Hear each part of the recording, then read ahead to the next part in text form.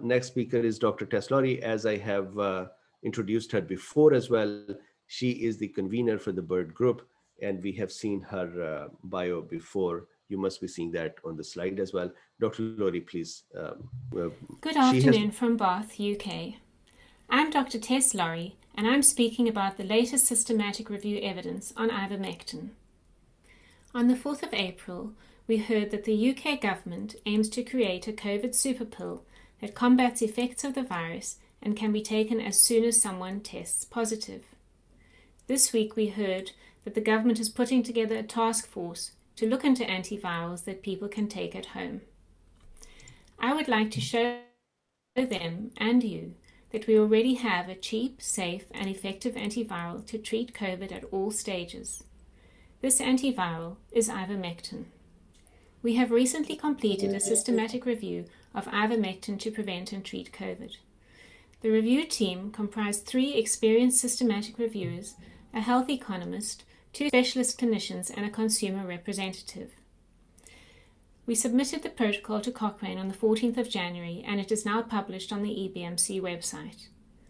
For the systematic review, we followed strict Cochrane methodology, including randomized controlled trials only. We assessed risk of bias for each individual study and we used the grade approach to assess the certainty of the evidence. This paper is currently under peer review. Why was it important to do systematic review of the evidence on ivermectin? Systematic reviews with meta-analysis of randomized trials are considered the highest level of evidence because for a variety of reasons, single trials often produce different results.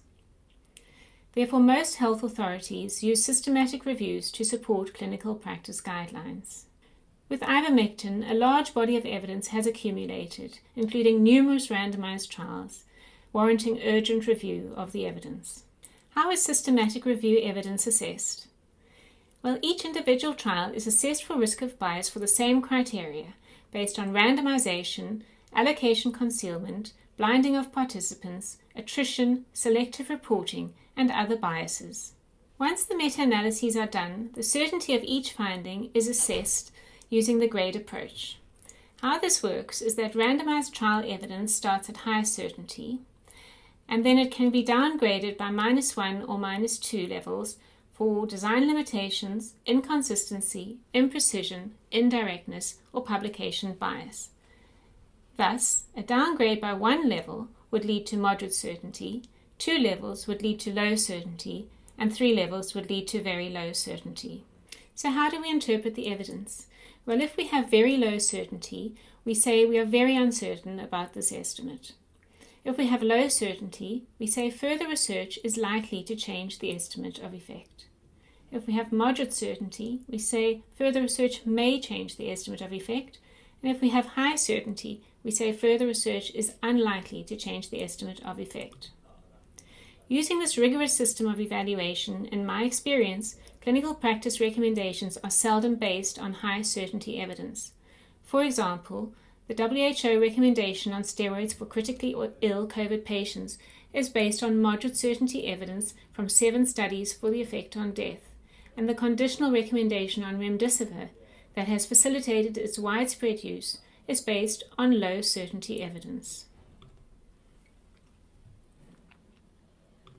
So what were our systematic review questions for the ivermectin for COVID review?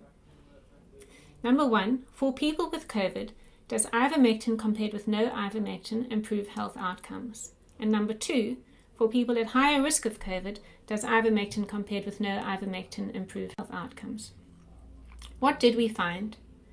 We included 24 randomized trials. 3 of these were quasi-randomized trials. There were 21 treatment trials involving 2,668 participants, and there were 3 prevention trials involving 738 participants. Trial size ranged from 24 to 473 people.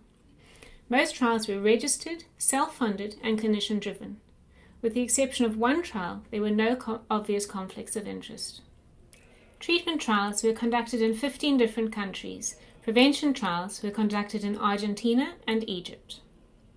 Our primary outcome for the treatment trials of ivermectin versus no ivermectin was death from any cause. 15 randomized trials are included in this meta-analysis with almost 2,500 participants.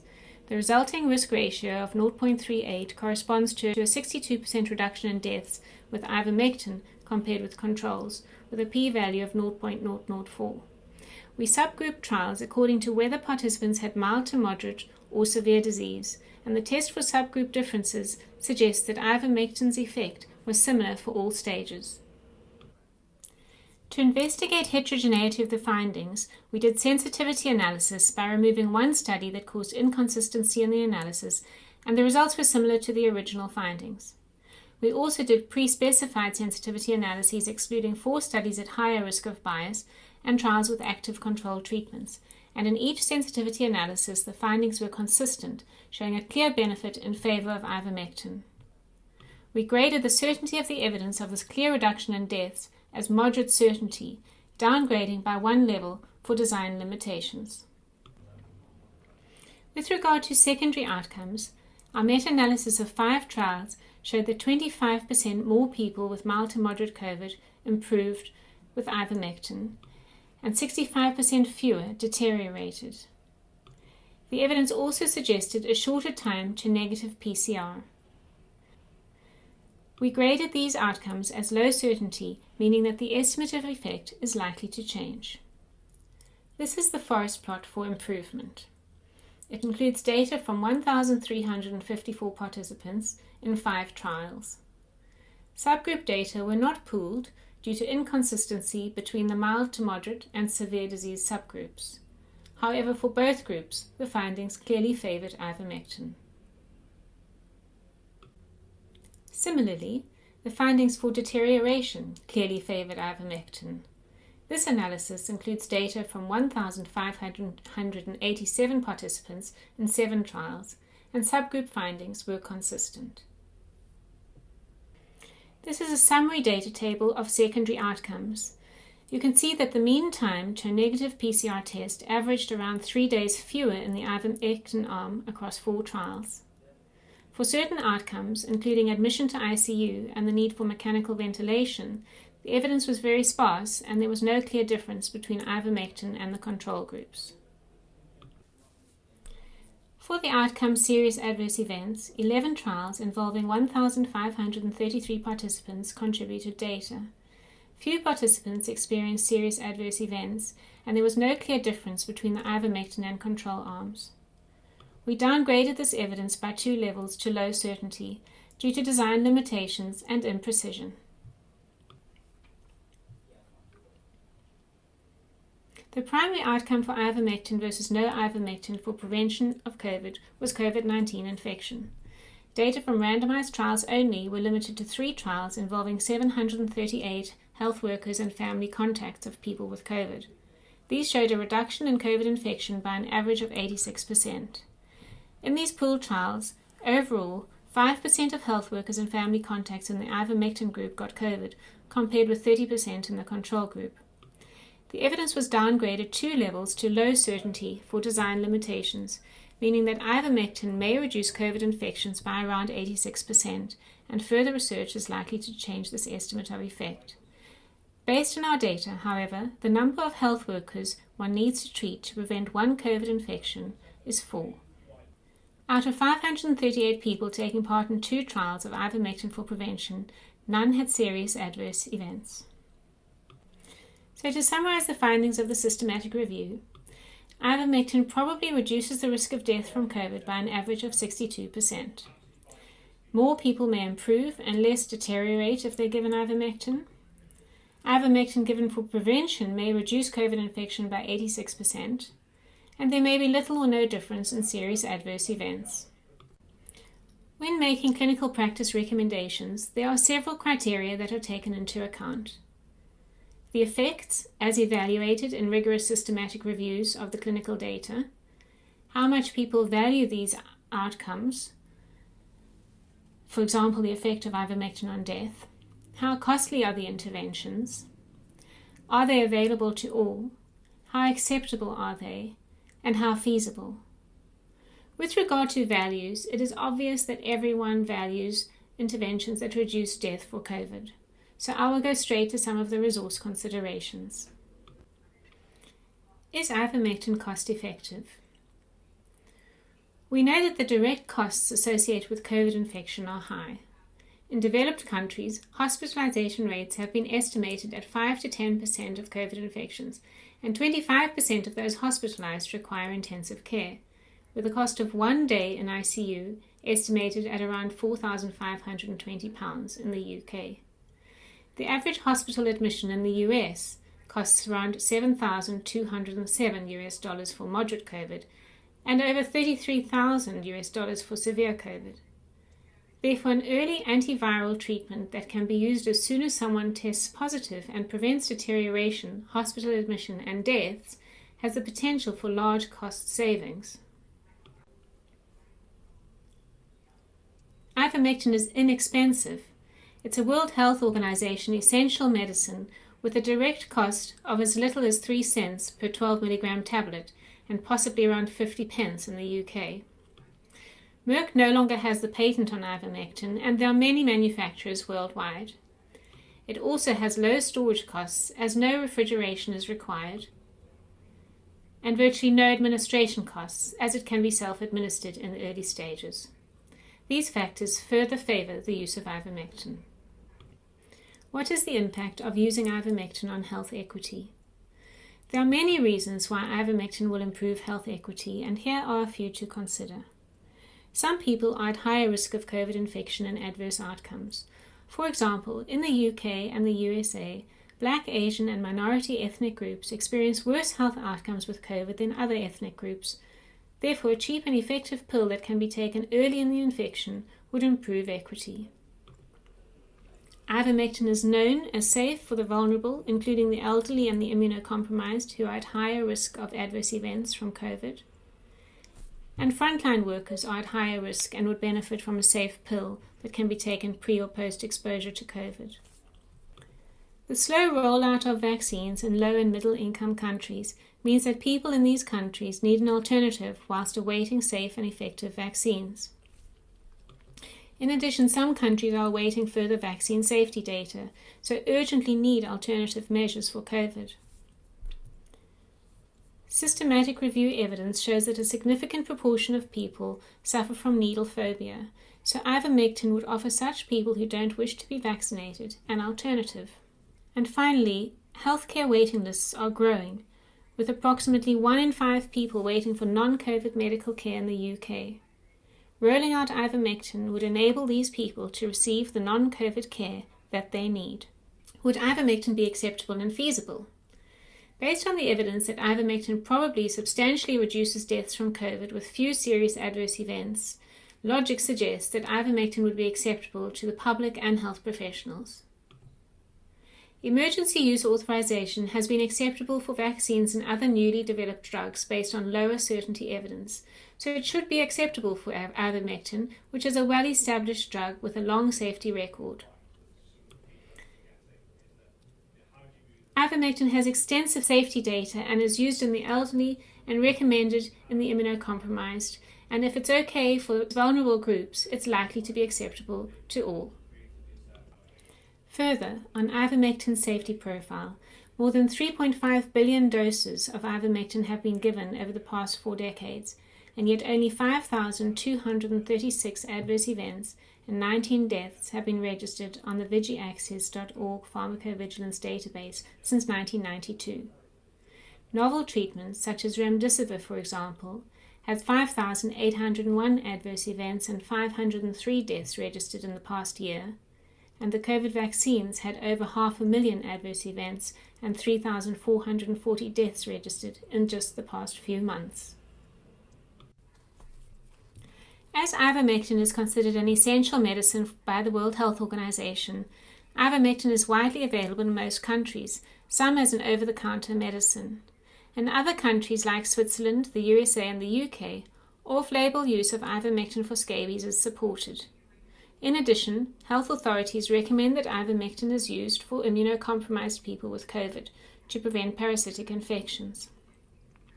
Thus, since health authorities already justify off-label usage of ivermectin for a less dangerous disease than COVID based on less evidence and recommend its use among the most vulnerable with COVID, it makes sense that these authorities should also support off-label use of ivermectin for COVID treatment. Based on much of the above, additional considerations and more, the British Ivermectin Recommendation Development Group recommends ivermectin for the prevention and treatment of COVID-19 to reduce morbidity and mortality associated with COVID-19 infection and to prevent COVID-19 infection among those at higher risk. The BIRD recommendation may seem confusing to some in light of the recent WHO recommendation against ivermectin for COVID treatment, except in the context of a clinical trial. The WHO based their decision on the findings of a network meta-analysis that utilized only a fraction of the available trials of ivermectin for COVID treatment. They state that the evidence was rated as very low certainty because of the very serious imprecision for most outcomes. They say the aggregate data had wide confidence intervals and/or few events. So let's take a look at their summary data. For mortality, the WHO findings of an 81% reduction in deaths was based on data from 1,419 participants in 7 trials. Despite the precision of this effect estimate, with a confidence interval of 64 to 91%, this evidence was downgraded twice for imprecision, leading to a grade assessment of very low certainty. This is the WHO's published forest plot for the death outcome. Only 5 trials in this one, not 7, and a different effect estimate to that published in the summary table, yet still showing a clear effect in favor of ivermectin. For serious adverse events, the WHO team downgraded the pooled data from 3 trials for serious imprecision, as events were rare in these trials, and the effect shows no difference in serious adverse events between the ivermectin and control groups. However, they erroneously conclude from these data that ivermectin may increase the risk of serious adverse events, leading to drug discontinuation. There are no reasonable or statistical grounds, in my opinion, for this interpretation of these data. The double standards evident in the WHO's published concerns that there may be treatment-related adverse events with this well-established and trusted medicine is frankly bizarre, given the risks inherent in the drugs currently granted emergency use authorization. Thank you for considering the evidence I've presented with an open mind. I look forward to your questions. So thank you very much for Dr. Lawrie's great talk. Thank you so much. Even while I have been talking about ivermectin for a long time, these are the kind of issues that we keep hearing about. And so thank you for clarifying that, and thank you for clarifying the data behind it. A few questions for you, if you're ready. Yes. Perfect. So one question that is very, very common nowadays, and that is that given the government and WHO are not listening to the evidence that ivermectin is a game changer, what can be done to protect doctors and their licenses to practice who follow the evidence and prescribe ivermectin for their patients? Thanks for the question. Well, I think, doctors who are prescribing ivermectin or wanting to prescribe it need to obviously exercise their right under the oath that they've taken, their Hippocratic Oath, as well as the Helsinki Declaration, and that they are entitled to use treatments that they believe will help their patients. And that is our fundamental right. And in fact, we're obliged to do so. But in terms of protection, I think the protection is in numbers, and I think we need to stand together as doctors and support each other to be able to stand up to the authorities and the politicians who are saying we cannot use medicines that are useful, that we know to be useful and safe. And a way that you can do this is by connecting with the BIRD group. You can sign up to our newsletter or contact me via email, and we can connect you with others in a similar position as you. The other thing is, I think as a group and as a global group of doctors, we need to be demanding more transparency from our authorities, and we need clarification from WHO. We need, for example, all our bird proceedings and all other proceedings have been open and transparent to the public, and our analyses too are available. And the WHO should be providing a video of their proceedings, of how they reached this recommendation, so that there's a transparency and accountability, and we can see why they're only looking at a fraction of the trials when there's a huge body of evidence, not just systematic review evidence. If you think about the evidence we have on ivermectin, I've only presented the randomized controlled trial evidence, but that's the top of the pyramid. There's the randomized controlled trials below the meta-analysis, and below that you have the observational studies, and below that you have expert opinion, real world data. So there needs to be a clear explanation to doctors and the public as to why they're insisting on looking at just a fraction of the data that's available on ivermectin. Got it. Thank you very much for this one. Because this is a concern, some of my doctor friends have reached out and said, hey, what are the legal implications for us now who are using it? Another question that is very common, and that is about the doses. So what doses of ivermectin were used in these trials that you have discussed and reviewed? Well, there was a range of doses. Some were single dose, and some, but most were multiple dose. And we did do a separate pre-specified analysis looking at ivermectin according to the doses. So if you can bear with me a moment, I can share a screen with you. Absolutely. Let me just.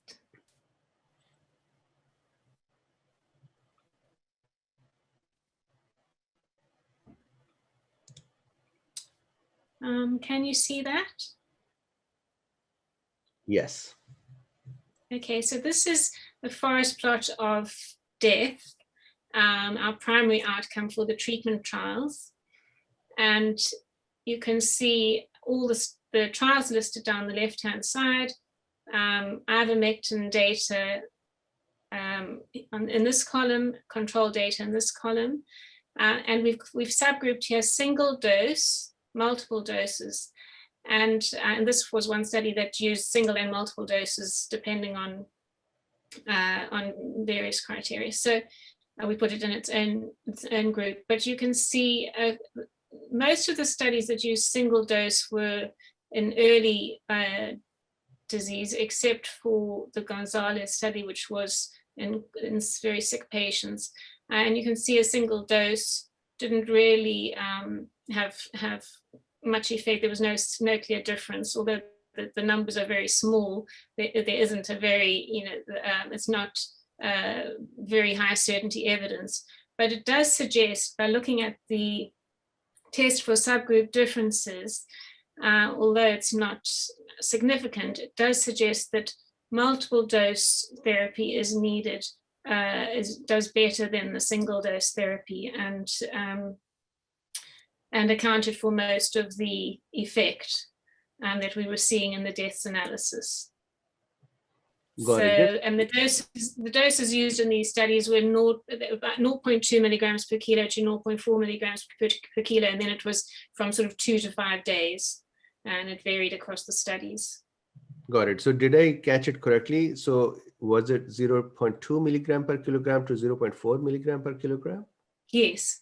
So some of the studies, and that works out at about a 12 milligram tablet for a 60 kilogram person, or 24 milligrams. Got it. Thank you very much. This is a very, very common question. One request to the audience, if you have any questions, please put them in the Q&A tab or the question and answer tab.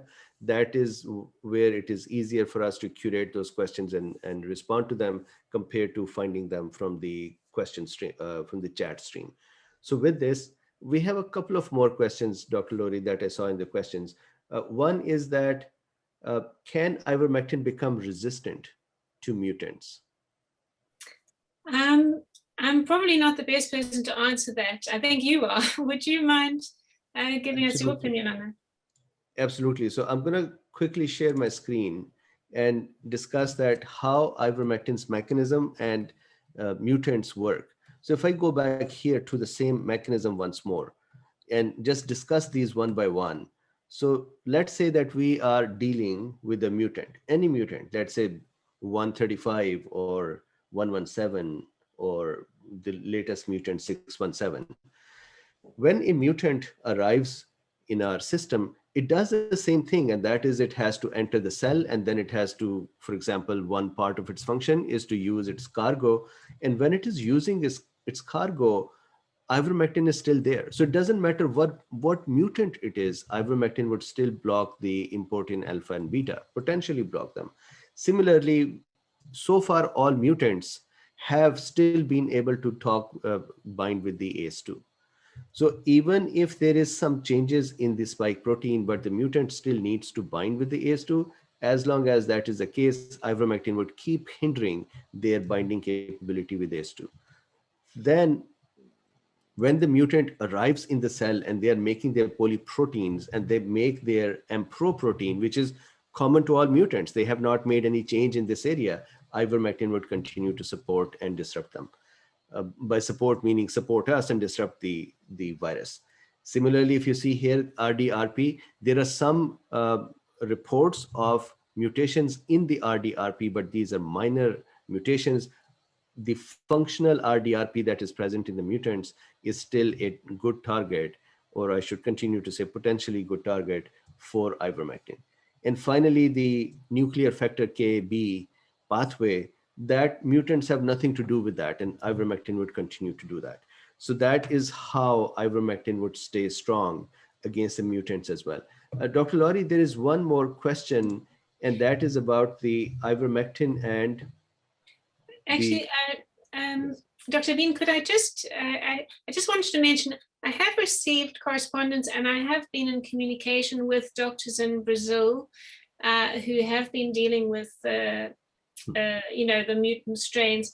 And they say that ivermectin is continuing to work, but they are using higher doses. So they're using the 0.4 milligram per kilo rather than 0.2 and for longer, and in combination with other therapies.